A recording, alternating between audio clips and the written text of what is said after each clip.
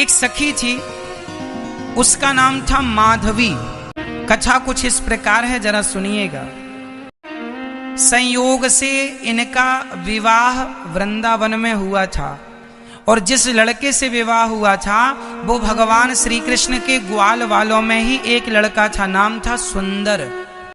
भगवान के बहुत सारे सखा थे ना, मधुमंगल, मनसुखा, श्री दामा, उन्हीं में एक सुंदर भी था जो कि अत्यधिक सुंदर था। उसका विवाह माधवी का इस सुंदर नाम के लड़के से हुआ। विवाह तो हो गया पर विदा नहीं हुई। विदा होने में थोड़ा विलंब था, पहले शादी हो जाती थी, विदा बाद में होती थी। जब विदा होने लगी तो माधवी की माँ ने समझाया कि बेटी सुन, तू वृंदावन में ब्याही गई है, वहां पर एक कृष्ण कन्हैया नाम का लड़का रहता है, देख तू किसी भी प्रकार से उसे देखना मत, क्योंकि यदि तूने उसे देख लिया तो माधवी की माँ ने सुना था कि कन्हैया को जो देख लेता है वो कन्हैया में खो जाता है, आकर्षित हो जाता है। सुंदर आया और अपनी दुल्हन को लेकर चला। सुंदर मतलब कृष्ण का सखा और माधवी का पति। जब चली दुल्हन और जब वृंदावन के समीप आए तो सुंदर ने अपनी पत्नी माधवी से कहा, अरे सुनती हो, देखना हमारा कन्हैया यहीं कहीं गैया चरा रहा होगा और सुन लेगा ना कि मैं आ गया हूं, अभी दौड़ के आएगा, कहेगा भाभी का मुंह तो दिखाओ। तभी सच्ची वहां पर भगवान की गैया नजर आई और भगवान दौड़े दौड़े आए। अरे सुंदर, तू आ गया दुल्हन लेके, अरे सुंदर सुंदर आया। और सुंदर उस समय लगभग 16 साल का बालक था और भगवान की उम्र उस समय लगभग 7-7.5 वर्ष की थी। भगवान ने कहा, सुंदर बहू ले आया, हमें भी तो नेक भाभी को दर्शन कराए दे। तो सुंदर बोलियो कि लाला मैं तो का दर्शन कराऊं, तेरी तो भाभी है, तू ही जाके देख ले। तो भगवान गए कहां पर, उस समय वो चलता था ना डोली, तो डोली के पास गए तो भगवान ने पर्दा हटाया। पर्दा हटा के कहा, भाभी ओ भाभी मुंह तो दिखाओ, मुंह तो दिखा दो। भाभी ने एक मुंह तो दिखा। बड़ी सुंदर आवाज माधवी के कानों में चली गई पर माधवी ने कोई उत्तर ना दिया, ना मुंह दिखाया। भगवान समझ गए कुछ गड़बड़ है। भगवान ने कहा, अच्छा भाभी तो सुनो, आज हम मुंह देखने आए हैं, नहीं दिखा रही हो, अब तुम सदा हमारा मुंह देखने को तरसोगी। ये कह के भगवान वहां से वापस आ गए। माधवी अपने ससुराल मतलब वृंदावन आ गई और भगवान भी वृंदावन थे, वहीं से आना जाना। जब भी भगवान की आहट सुनती तो माधवी अपना मुंह ढक लेती कि नजर ना पड़ जाए। माँ ने कहा था कि तुम कन्हैया को मत देखना।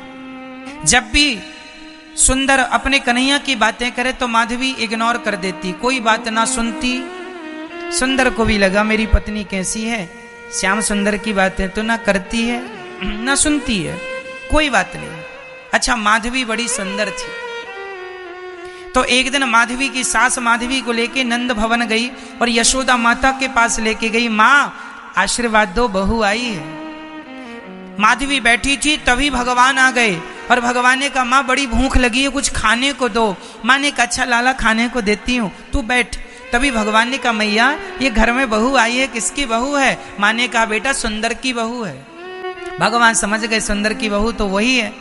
तुरंत भगवान भाग गए, क्योंकि कहा था भगवान ने कि तू ही मेरा मुंह देखने को तड़पेगी, तरसेगी, मैं नहीं देखूंगा। ऐसे करते करते बहुत दिन बीत गए। एक दिन क्या हुआ, जब इंद्र ने मूसलाधार पानी बरसाया, पूरे ब्रजमंडल में पानी बरसा, तब भगवान से सारे ब्रजवासियों ने कहा कि हमारी रक्षा करो। तब भगवान ने गोवर्धन उठाया और जब गोवर्धन उठाया तो सब उस गोवर्धन की तलहटी पर आए तो माधवी भी आई, क्योंकि जान तो सबको बचानी थी। सब अपना घर द्वार छोड़ छोड़ के सब उस गोवर्धन की तलहटी पर आए। जब सबने वहां आकर शांति पाई तो उस समय जब भगवान ने पहाड़ उठाया ना तो शाम हो चुकी थी, रात्रि को कुछ दिखाई पड़ा नहीं। माधवी पूरी रात ये सोचती रही कि हे भगवान, इतना बड़ा पहाड़, एक बूंद अंदर पानी नहीं, ये पहाड़ उठा कैसे? सवेरा हुआ, सूर्य भगवान की पहली किरण आई, उसी क्षण माधवी ने अपनी नजर घुमाई कि कौन है ये, कौन है ये। जब नजर घूमती घूमती घूमती ऊपर पड़ी तो वहां पर भगवान की उंगली नजर आई। उंगली को देखा माधवी ने, बड़ी सुंदर उंगली थी। उंगली के नीचे दृष्टि डाली तो पूरा हाथ दिखाई पड़ा। हाथ के नीचे दृष्टि डाली तो हाथ के बराबर में ही भगवान का मुख था। और जो माधवी ने आज पहली बार भगवान को देखा, उनकी सुंदर सी मुस्कान, उनकी आंखें, उनके घुंघराले से बाल, जो माधवी ने देखा, समझ गई कि एक उंगली से पहाड़ उठाने वाला कोई पुरुष नहीं है, ये तो भगवान है। तुरंत वहां माधवी रोने लगी, हे मेरी माँ, तूने मुझे कौन सा गंदा पाठ पढ़ा दिया। उसी दिन मैंने क्यों ना भगवान को देख लिया जब वो मुझे भाभी भाभी कह के बुला रहे थे। इतने दिन मैं ऐसी सुंदर सी छवि से वंचित रह गई मेरी माँ, तुमने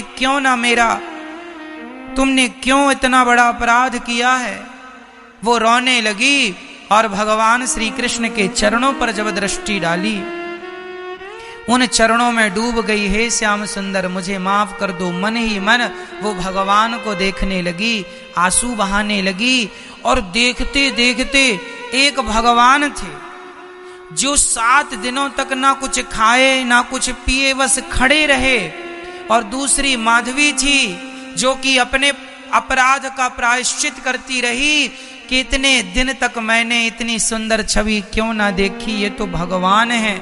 और मेरी माँ ने पाठ पढ़ाया कि तू देखना भी मत, भगवान से वंचित रखा। कई लोग आपको यही पाठ पढ़ाते हैं कि अरे भगवान तो कुछ होते नहीं है।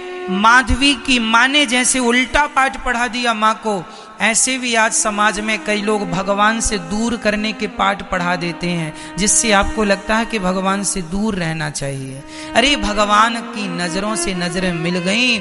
जब भगवान को देखा, उनके इतना आकर्षण, माधवी आकर्षित हो गई और मन ही मन उनको अपने हृदय में बसाकर बिठाकर अब तो दिन रात उन्हीं का। 7 दिन कब बीत गए। इंद्र आए, भगवान से माफी मांगी। भगवान ने गोवर्धन की स्थापना जहां की तहां की। माधवी जाके गोविंद के चरणों पर गिर पड़ी, नाथ मुझे अपराधीन को माफ कर दो, मुझे माफ कर दो।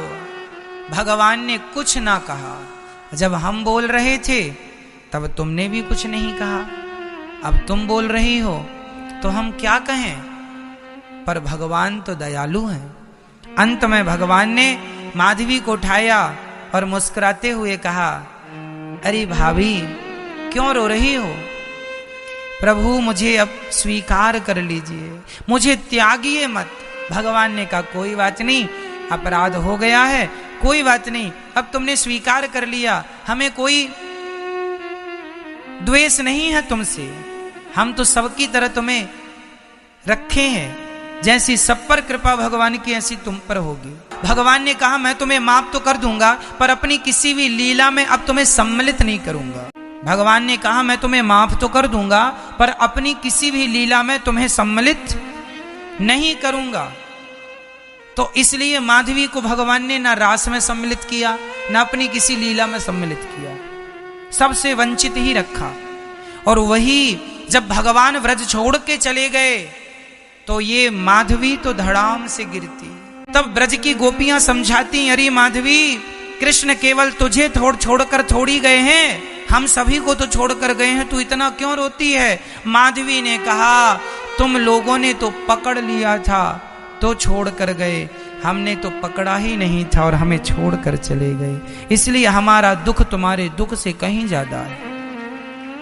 तुमने पकड़ लिया था, तुमने बसा लिया था, और मैं तो सालों तक घूंघट ही करती फिरती रही, हे विधाता आग लगे मेरे घूंघट को, आग लगे मेरे ऐसे घूंघट को जिस घूंघट ने मेरे कृष्ण से मुझे वंचित रखा। आग लगे ऐसे माँ के ज्ञान को जिस ज्ञान ने मुझे भगवान से वंचित रखा। हे विधाता ऐसा ज्ञान किसी को ना देना जो ज्ञान भगवान से दूर कर दे, ऐसा पर्दा ना देना जो पर्दा भगवान से दूर कर दे। वह मीरा वह माधवी तड़पती तड़पती अंत में अपने प्राणों का विसर्जन कर देती है, त्याग देती है। और वही माधवी इस कलयुग में मीराबाई बन के पैदा होती है। और वही मीरा अब लाज शर्म छोड़ छोड़ कर, क्योंकि वो जानती थी कि पिछली जन्म में तो खूब मैंने लाज की, घूंघट ओढ़ी, इसलिए अब मीरा कोई घूंघट नहीं करती, क्योंकि घूंघट का परिणाम देख चुकी है वो। जब वृंदावन मीराबाई आई तो उन्हें यहां पर अपनी वो सारी बातें याद आ गईं, पूरा का पूरा दृश्य आंखों के सामने आ गया। और मीरा भगवान का चिंतन करती रहती है, कोई ख्याल नहीं है नाथ मुझे स्वीकार कर लीजिए। सारी जिंदगी भगवान का नाम जपती रही, सारी जिंदगी गिरधर गोपाल जपती रही, सबको जपाती रही, कहती रही अरे भैया तुम क्या संसार में उलझे पड़े हो, भगवान के चरणों में क्यों नहीं चलते, वही सत्य है, उस आनंद में क्यों नहीं खो जाते।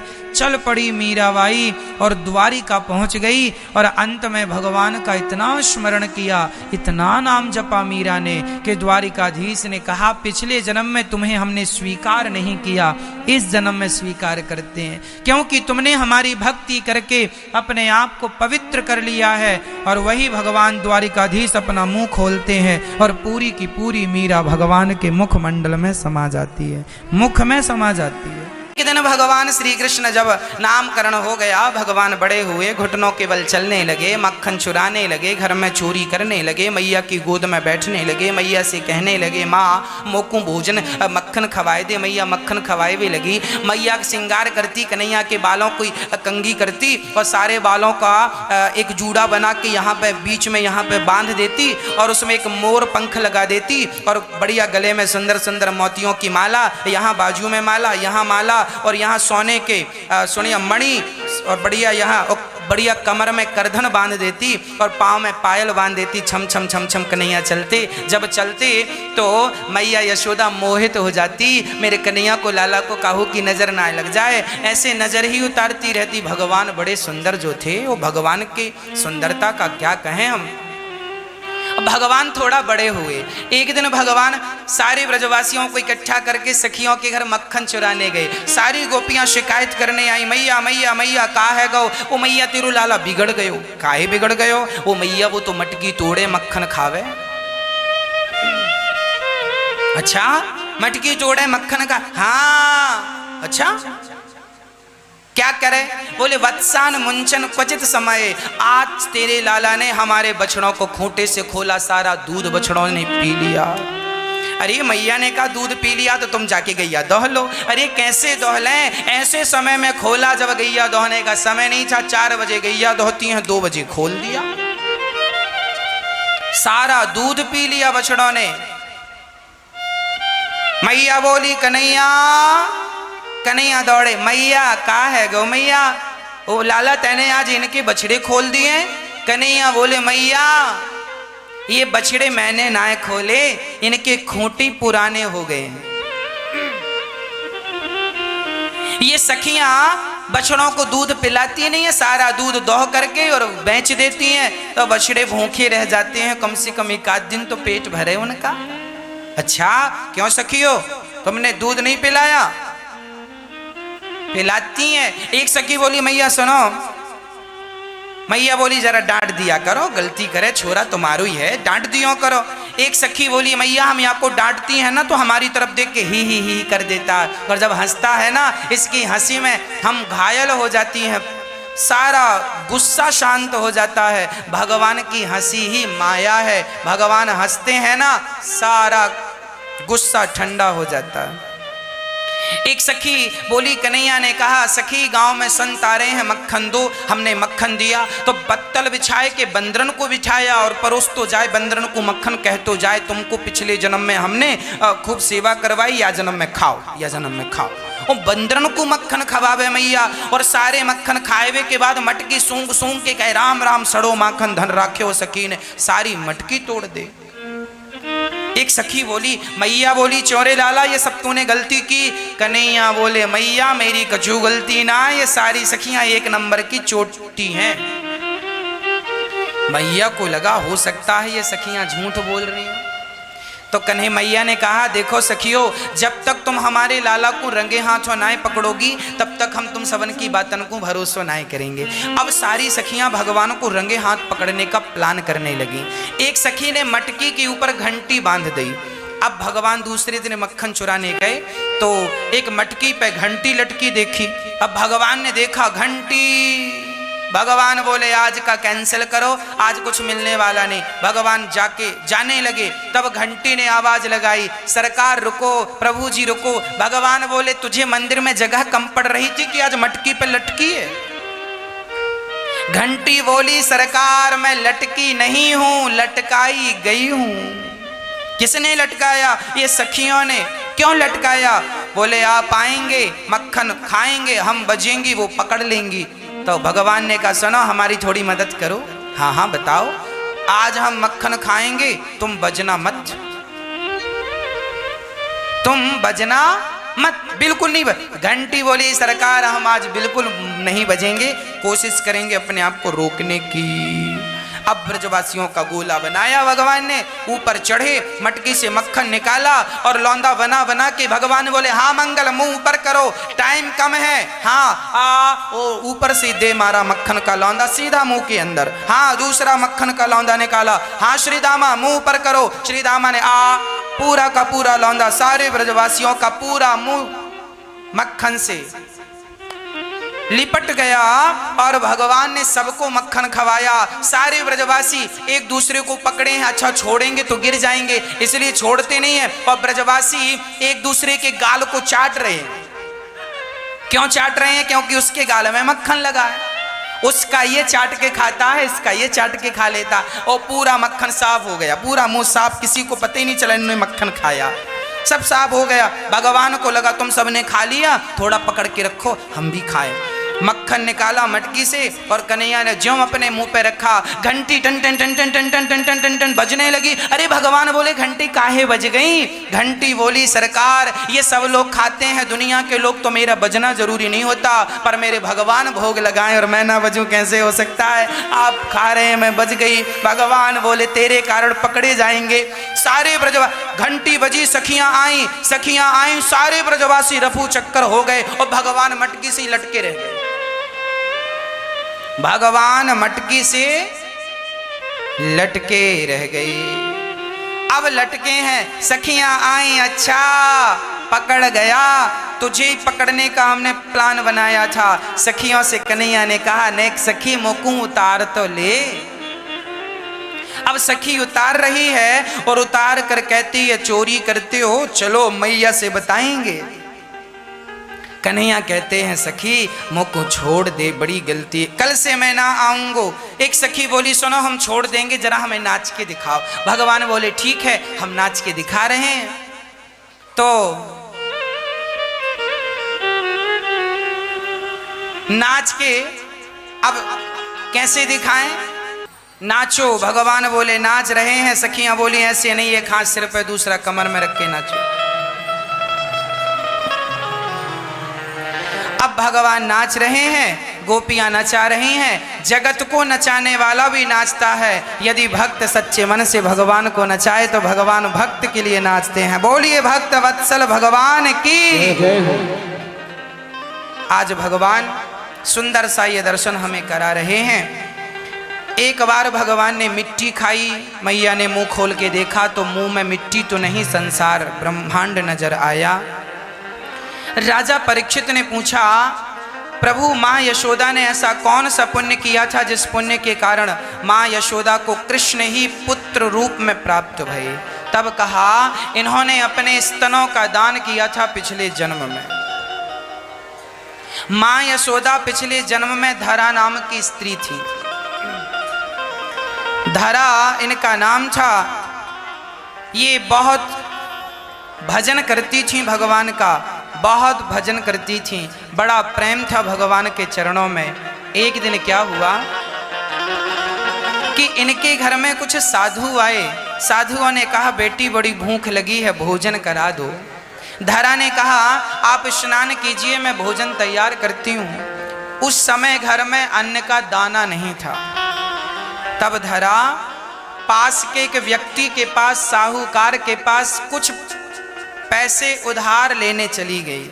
भैया हमें कुछ धन उधार दे दो, हम बेचकर उसे जल्दी से बाजार से संतों के लिए प्रसादी तैयार कर दें, नहीं तो घर से साधु भूखे चले जाएंगे और ये बड़ा पाप होता है कि घर से कोई भूखा चला जाए।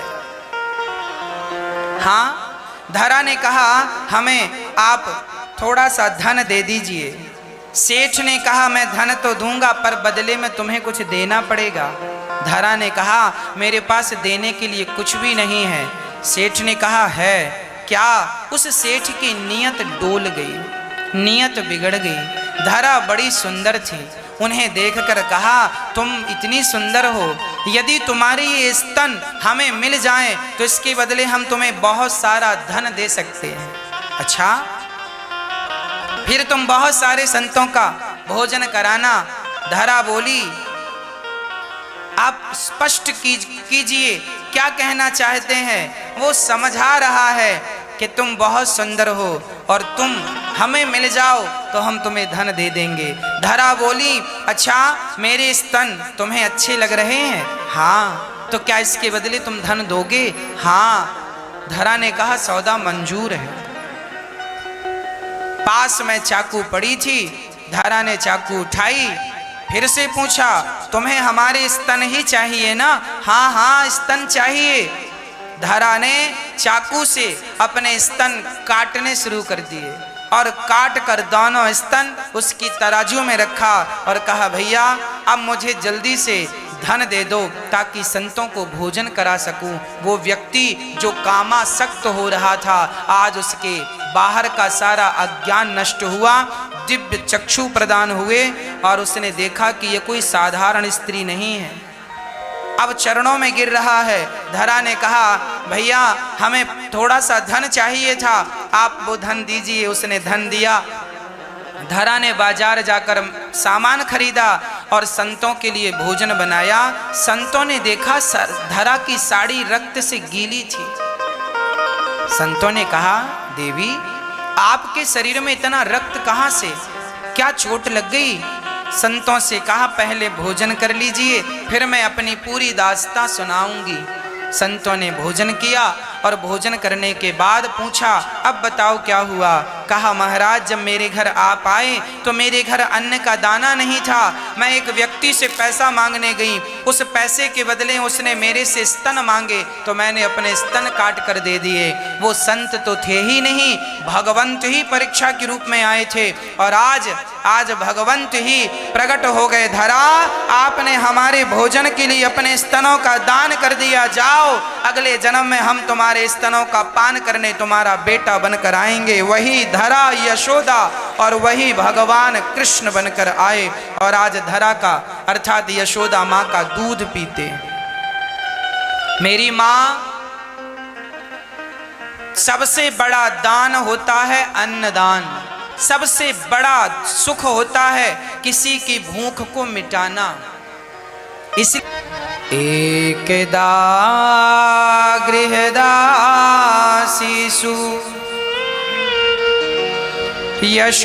यशोदानंद गेहिनी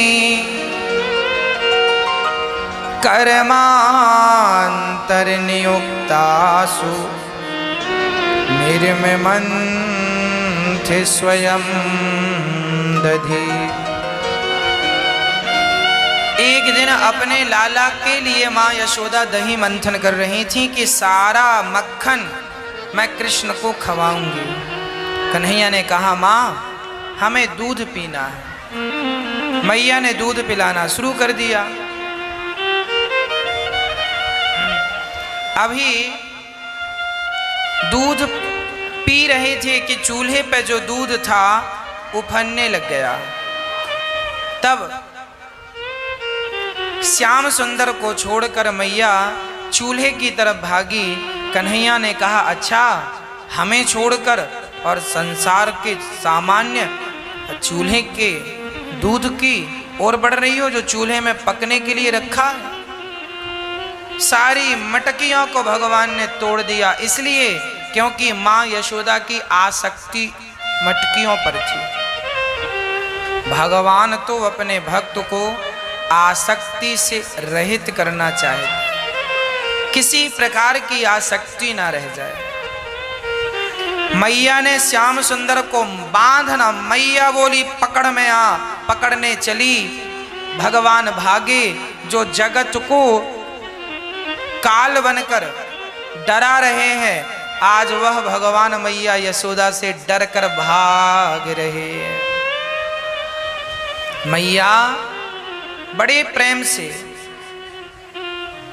भगवान को पकड़ना चाहती है, और पकड़ती है तो बांधती है उखल से, और बांधती है तो 2 अंगुल रस्सी कम पड़ जाती है। 2 अंगुल रस्सी कम पड़ जाती है। 2 अंगुल का सिद्धांत क्या है? भगवान को वही बांध सकता है जिसके पास 2 चीजें ना हो। भगवान को वही पकड़ सकता है जिनके पास 2 चीजें ना हो। भगवान को वही बांध सकता है जिसके पास 2 चीजें ना हो। क्या क्या? अहमता, अहंकार, ममता अर्थात मोह। अहंकार और मोह, ये 2 चीज आपके पास ना हो तो आप भगवान को प्राप्त कर सकते हैं। पर अहंकार है तो पाना जरा कठिन है। रावण की मौत का कारण क्या था? रावण को किसने मारा? रावण को राम ने नहीं, रावण के अहंकार ने रावण को मारा। राम की कोई दुश्मनी थोड़ी थी। इसलिए अहंकार करोगे तो कितने भी शक्तिशाली होगे, मारे जाओगे, पतन निश्चित होगा। इसलिए अहंकार ना करना। आज हम समाज में देखते हैं लोग अहंकार करते हैं, मेरा ये, मेरा वो, मैं ऐसा, मैं वैसा। किस बात का अहंकार है? किस बात का इतना घमंड है? किस बात का इतना एटीट्यूड है? क्यों अहंकार लिए घूमते हो? अहंकार रावण जैसों का नहीं टिका, जिनकी लंका सोने की थी। तुम्हारे घर तो फिर भी माटी के हैं। अहंकार ना करना। अहंकार किया था कंस ने, परिणाम क्या हुआ? अच्छा बताओ, आप कितने लोगों का पेट भरते हैं? मेरा सवाल आपसे है, जवाब आप दीजिए। बताइए, आप अपने घर में कितनों का पेट भर रहे हैं? कितनों के पालनहार आप हैं? बताओ बताओ, कितनों को खिलाते हैं आप? मैया, ओ मेरी माँ, बता दो मेरी माँ, कितनों का पालन करते हैं आप? हमारे घर में 2, 4, 6, अधिक से अधिक 10, इतनों के लिए आप कमाते हैं, इतनों के लिए बनाकर आप खिलाते हैं। मात्र 10 लोगों को बनाकर खवाया और 10 लोगों के लिए कमा दिया, तो बड़ा अहंकार। ऐसे ऐसे हमें नहीं जानते हम कौन हैं। समाज में जरा पद प्रतिष्ठा हो जाए तो आदमी सीधे नहीं चलता। आपके पास थोड़ी सी दौलत इकट्ठी हो जाए तो आपके पंख निकल आते हैं, उड़ने लगते हैं।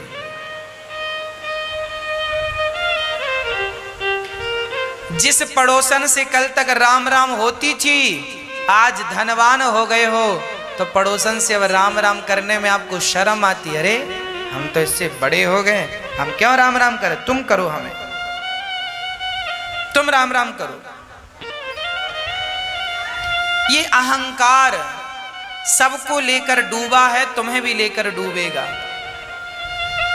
इसलिए किसी प्रकार का अहंकार ना हो, किसी भी प्रकार से अहंकार, मैं भगवान का हूं बस, अब सौंप दिया इस जीवन का सब भार तुम्हारे हाथों में। जब भगवान को सब सौंप दोगे तो अहंकार मिट जाएगा। अहंकार तब तक है जब तक आप अपने आप को कर्ता समझ रहे हैं। मैं कौन हूं, क्या मैं करता हूं? अच्छा ये बताओ, आप कहते हैं महाराज जी हम 10 लोगों का पेट भरते हैं अपने घर में। अच्छा ये बताओ, आप ना कमाते, आप ना होते तो क्या आपके 9 लोग क्या भूखे मर जाते? जवाब दीजिए। विश्वास ना हो तो आप 2 महीने के लिए लापता हो जाओ, चले जाओ किसी तीर्थ में, चुपके से बैठे रहो, 2 महीने बाद घर जाना, देख लेना कोई भूखा मरेगा तुम्हारे घर का व्यक्ति। बोलो। कहने की बातें हैं कि हम सब कुछ कर रहे हैं, कहने की बातें हैं कि हम सब चला रहे हैं। सच्चाई तो यह है कि ना तुम चला रहे हो ना तुम कुछ कर रहे हो, सबकी गाड़ी भगवान चला रहे हैं, सब कुछ भगवान कर रहे हैं, तुम डिंडोरा पीट रहे हो बस, मैं कर रहा हूं, मैं कर रहा हूं, मैं। भगवान सब कुछ करते हैं, वो हमें निमित्त बनाते हैं।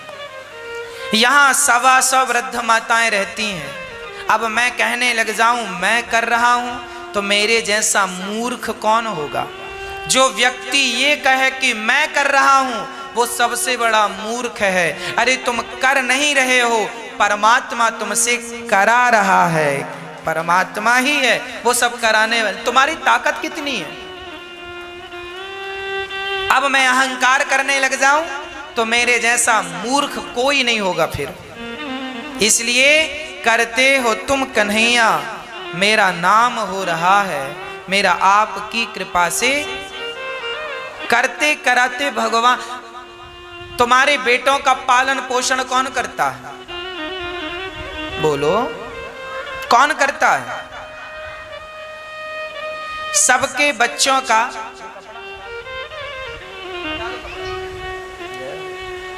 सबका पालन पोषण भगवान करते हैं। किसी का पालनहार ना आप हैं ना मैं हूं, किसी का भी पालनहार कोई नहीं है, पर मान रहे हो, यही तो अज्ञानता है। इसलिए कहता हूं कर्ता भगवान है, आप अपने आप का ये जो अहंकार लिए बैठे हो, आप स्वयं कर्ता बने बैठे हो, ये हटा लो, है ना? ये हटाकर सब कुछ भगवान का है, सब भगवान कर रहे हैं, इस विश्वास से आगे बढ़ो, इस विश्वास के साथ चलो। अच्छा ये बताओ, आप जो अपनी आंखों की पलकें झपका रहे हैं, ये किसके बल से झपक रही है? ये जो उंगली हमारी, आप अपनी उंगली हिलाओ, मैया सब अपनी उंगली उठाओ एक ऐसे और इसको हिलाओ ऐसे। अब बताओ ये जो उंगली हिली है आपकी, ये किसके बल से हिली है? आप कहेंगे मेरे, तो फिर जवाब दो, जिसको पैरालाइसिस हो जाता है, लकवा मार जाता है, उसकी भी तो इच्छा होती होगी ना कि मेरी उंगली हिले। क्या हिलती है ना? कई रोग ऐसे हैं कि पैरालाइसिस ना होने पर भी शरीर का एक अंग काम करना बंद कर देता है। हाथ है पर काम नहीं करता। इसका अर्थ यही हुआ कि हाथ है, काम कर रहा है, अर्थात परमात्मा चाह रहे हैं तो उंगली हिल रही है, वो नहीं चाहेंगे तो तुम्हारी उंगली तो होगी, तुम हिला ना पाओगे। हमारी ताकत तो उंगली हिलाने की नहीं है, और आप कह रहे हो हम परिवार पाल रहे हैं। ये अहंकार नहीं तो क्या है? आपने अपने आप को पालनहार समझा है, ये अहंकार नहीं तो क्या है? मैया ये अहंकार त्याग दो, सब भगवान का है, बेटा बेटी सब भगवान को सौंप दो। हे नाथ, हम तो अपने आप को आपके चरणों में समर्पित कर रहे हैं, अब आप जानो, आपका काम जाने। सब पूरा परिवार आप, मेरे पास जो है प्रभु सब आपका है, अब मेरा कुछ नहीं बचा, मेरे कौन है प्रभु? सब आपका है, बस एक आप हैं जो मेरे हैं, बस मेरे तो गिरधर गोपाल, दूसरो ना कोई। बात समझ में आई मेरी मां? अहंकार त्याग दो। हमारी सच्चाई यही है कि आज हम यहां बैठे हैं, आज आप लोग यहां बैठे हैं, जब आपका समय पूरा हो जाएगा तो आप आज अपने पांव से चलते हो, मरोगे तो 4 लोग उठाकर ले जाएंगे, और जो उठाकर ले जाएंगे वो शमशान में रखकर जला देंगे, जल जाओगे आप। आपका ये शरीर, जिस शरीर की तुम्हें बड़ी अकड़ थी, वो शरीर जलकर क्या बन जाएगा? मुट्ठी भर राख बन जाएगा। उस राख को तुम्हारा बेटा घड़े में भरेगा और घड़े में भरकर ले जाएगा। कहाँ जा रहे हो? अस्थियां लेकर जा रहे हैं गंगा जी। तुम्हारी मुट्ठी भर राख, आज तुम 50 लाख की गाड़ी पर चलते हो, 50,000 के बेड पर सोते हो, 50,000 का गद्दा है, आलीशान बंगला है, आज आप बड़ी सुख सुविधाओं में जीते हो, मरोगे ना तो 25 रुपए के घड़े में तुम्हारी सारी राख आ जाएगी। आएगी कि नहीं? और उस राख को कोई हाथ में लेकर फूंक मारेगा, उड़ जाएगी। अब कोई कहे भैया हमारी औकात क्या है? आप लोग कहते हैं हमें नहीं जानते। हाँ जानते हैं, तुम मुट्ठी भर राख हो। आज 70 किलो वजन है तुम्हारा, 80 किलो वजन है, 90 किलो वजन है, 50 किलो वजन है, मरने के बाद आधा किलो राख रह जाएगी। गंगा जी में डालेंगे, राख खत्म, राख भी खत्म, घुल गई पानी में, खत्म। कहाँ चले गए तुम? कल बड़ी अकड़ दिखा रहे थे ना, हमें नहीं जानते, यूं यूं चल रहे थे, यूं छाती फुला के। कहाँ गई तुम्हारी अकड़? तुम जैसे कितने आए और चले गए। इसलिए उड़ो मत, जमीन पर चलो, सब भगवान का है, इस विश्वास से चलो। अकड़ ना दिखाना। जो व्यक्ति अकड़ता है अर्थात भगवान का अपमान करता है। अहंकार करना मतलब परमात्मा का अपमान करना है। अरे उस परमात्मा के सामने तुम अकड़ दिखा रहे हो, जिसके पलक झपकने से प्रलय हो सकता है, उस पर ब्रह्म परमात्मा के सामने अकड़ गर्मी किस चीज की है? इसलिए संपत्ति सब रघुपति के आही। भगवान ने मणिग्रीव नलकूबर मणिग्रीव का उद्धार किया, सुखिया मां पर कृपा की, अघासुर का उद्धार किया। ब्रह्मा जी को मोह हो गया कि ये कैसे भगवान है। मधुमंगल के गालों में कढ़ी लगी थी, भगवान ने चाट लिया। ब्रह्मा जी को लगा ये कैसा भगवान है, ये झूठन खाता है, उगलन खाता है। मोहयंत यत सूर्यः, सारे ब्रजवासी और बछड़ों का हरण ब्रह्मा जी ने किया, पर भगवान स्वयं ब्रजवासी और बछड़े बनकर लीला को जारी रखा। 1 वर्ष बाद ब्रह्मा जी आए तो यहाँ ज्यों की त्यों बछड़े ब्रजवासी। ब्रह्मा जी को लगा ये साहब भगवान तो नहीं है, अब समझ में आया, जिन्हें हम सामान्य समझ रहे थे वो तो सचमुच भगवान हैं। चरणों में गिर के स्तुति करते हैं। नवमीड्यते भ्रबपुसे तडिदंबराया गुंजावतंस परिपिच्छल सन्मुखाया वन्यस्रजे कवलवेत्र विषाण वेणु लक्ष्मश्रिये मृदुपदे पशुपांग जाय। हे ईड्य, आप ही स्तुति करने योग्य हैं। आपके चरणों में मैं प्रणाम करता हूँ, मेरे अपराध को क्षमा करो।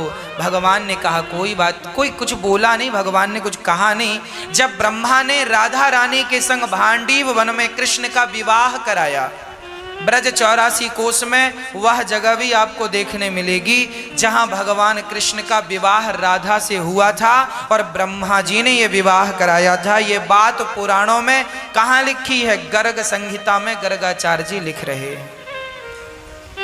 भगवान कृष्ण का विवाह हुआ है किसके साथ? राधा के साथ। कौन कराया है? ब्रह्मा जी। कहाँ लिखा है? गर्ग संहिता में गर्गाचार्य जी। ये गर्गाचार्य जी कौन है? भगवान कृष्ण के गुरु। ये भगवान की दिव्य चर्चाएं हैं, लीलाएं हैं। इसके बाद ब्रह्मा जी को अहंकार समाप्त किया, धेनुकासुर का उद्धार किया, कालिया नाग पर गेंद खेलने कालीदह पर गए, खेल खेल में कालीदह को कालिया नाग के जल से मुक्त किया, जहर से मुक्त किया। कालीदह से कालिया नाग गए और सारा यमुना का जल मुक्त हुआ, सुंदर हो गया। तब भी यमुना जी दूषित थी कालिया नाग से। आज भी यमुना जी को लोगों ने दूषित कर दिया है, नाले मिला मिला के गंदा कर दिया। देखिए हमारी आस्थाएं कितनी बढ़िया है। हम गंगा को माता मानते हैं, यमुना को माता मानते हैं, पर लोग यमुना को दूषित कर दिए हैं। बड़े बड़े नाले, बड़े बड़े शहरों के बड़े बड़े नाले ये यमुना जी में मिल रहे हैं। हाँ, आपको पता है पहले कल रंगनाथ भगवान की यात्रा थी, रंगनाथ भगवान की यात्रा थी। तो रंगनाथ जी यात्रा के बाद आज यात्रा के बाद यमुना जी स्नान करने जाते थे। पहले यमुना जी साफ थी तो जाते थे, आजकल गंदी हो गई हैं तो फिर रंगनाथ भगवान वहाँ नहीं जाते। उनका वो स्नान की प्रक्रिया दूसरे ढंग से पूरी की जाती है।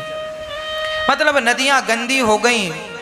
पहले लोग स्नान करते थे, अब लोग स्नान तक नहीं करते, गंदगी इतनी ज़्यादा है, नाले मिला दिए। ये सरकारों को जल्दी से काम करना चाहिए नदियों को शुद्धिकरण करने का। अरे नदियां शुद्ध होंगी तो हम उसका जल पीकर अपने आप को कृतार्थ करेंगे। नदियां शुद्ध होंगी तो हमारे भारत की ही तो सुंदरता बढ़ेगी। कल को अमेरिका जापान के लोग आए वृंदावन और देखें राम राम भारत के लोगों ने कैसी गंदगी मचा रखी है, तो हमें कोई अच्छा थोड़ी कहेगा। हमारा घर फैला है, गंदा है, तो कोई अच्छा थोड़ी कहता कि भाई अच्छे लोग थोड़ी हैं घर को फैला के रखे हैं, कितना गंदे ढंग से रहते हैं। अरे हमें अपना घर, ये भारत हमारा घर है। अब भारत की नदियां हमारी माँ ने साफ सुथरी रखनी चाहिए। नालों के लिए बड़ा तालाब की 100-200 एकड़ में सारा नाला जाए, पानी इकट्ठा हो और पानी को शुद्ध करके पानी को छोड़ा जाए, पर शुद्ध करके छोड़ा जाए तो नदियां शुद्ध रहेंगी। और जो नाले का पानी इकट्ठा होगा, पानी अलग, कचरा अलग, उस कचरे से खाद बनेगी, खाद भी बिकेगी, लोगों को, किसानों को लाभ मिलेगा। सरकार को इस विषय पे काम जल्दी करना चाहिए और नालों को रोक देना चाहिए, गंदी फैक्ट्रियों का पानी रोक देना चाहिए और कुछ नहीं करना। नदियों को साफ करने के लिए ज्यादा पैसा खर्च करने की जरूरत नहीं है। ये नाले जो आ रहे हैं बड़े बड़े शहरों के, हर नाले को रोक देना चाहिए। नाले का पानी कहाँ जाए, समस्या ये खड़ी है। तो बड़ी सी जगह हो, तालाब, सरकारी जमीन पर तालाब बनाए जाएं, बड़े बड़े बांध बनाए जाएं, चारों तरफ से घेरा जाए और उस पे नाले का पानी छोड़ा जाए। पानी छोड़कर पानी जब अपने आप को शुद्ध कर लेता है, यदि वो स्थिर हो जाता है तो, है ना, शुद्ध हो जाए पानी, फिर धीरे से नदियों में छोड़ दिया जाए। कचरे को हटाते रहना चाहिए ताकि वो जगह स्पेस बनी रहे और ये व्यवस्थाएं चलती रहे। हर जगह की सरकारों को ये करना चाहिए, हर शहर की ये व्यवस्था हो, जहां जहां पानी नदियों में जा रहा वहां। जो नदियां सूखी पड़ी हैं उन नदियों में उसका शुद्ध करके पानी छोड़ देना चाहिए, नदियों को नदियों से जोड़ देना चाहिए, तो पानी की समस्याएं खत्म हो जाएंगी। करना बहुत कुछ है, पर ये सब मेरे अंडर का काम नहीं है। मेरे बस का होता तो मैं आपके लिए ये भी कर दिखाता। ये काम सरकारों का है, ये सरकारों को करना चाहिए। अच्छा, भगवान ने यमुना जी को शुद्ध किया, उसके बाद प्रलंबासुर का उद्धार किया और भगवान ने सुंदर सा, गोपियों ने गीत गाया, वेणु गीत। गोपियों के वस्त्र भगवान ने चुराए, वाक में निर्वस्त्र होके ना नहाना ये कहकर भगवान ने वस्त्र वापस कर दिए। यज्ञ पत्नियों में कृपा करके भगवान ने गोवर्धन की पूजा की। बोलिए गिरिराज धरण भगवान की। सारे ब्रजवासियों ने 56 भोग बनाकर गोवर्धन भगवान को पूजन की, मानसी गंगा से स्नान कराया, भगवान की परिक्रमा लगाई, गोवर्धन भगवान की परिक्रमा लगा के पूजा करके 56 भोग को घर आए। इंद्र ने मूसलाधार पानी बरसाया, भगवान ने खेल ही खेल में गोवर्धन को धारण कर लिया। बोलिए गिरिराज धरण भगवान की। उसके बाद इंद्र ने भगवान की स्तुति की। 7 वर्ष के कन्हैया ने 7 वर्ष के गोवर्धन को धारण किया, क्षमा किया इंद्र को। भगवान ने गोवर्धन को स्थापित किया और इंद्र अपने धाम में चले गए। स्तुति करके भगवान ने क्षमा किया। सारे ब्रजवासी मस्ती के संग ठाकुर जी का अभिषेक करते हैं। माँ यशोदा के पास श्याम सुंदर हैं, बड़े आनंद से मैया भोजन प्रसादी कराती है, लाला की सेवा करती है। पावन सा दर्शन हम लोग करें। भगवान ने माँ यशोदा को आनंदित किया, ब्रजवासियों को दर्शन देकर आनंदित किया। आज पूज्य श्री अनिरुद्धाचार्य जी महाराज ने हम सभी लोगों को बहुत ही उत्तम एवं शिक्षाप्रद कथा सुनाई है। आशा करता हूँ कि इस शिक्षाप्रद कथा से हम सभी लोग कुछ न कुछ शिक्षा अवश्य ग्रहण करेंगे और अपने जीवन को सुखी और सात्विक बनाने का प्रयास करेंगे।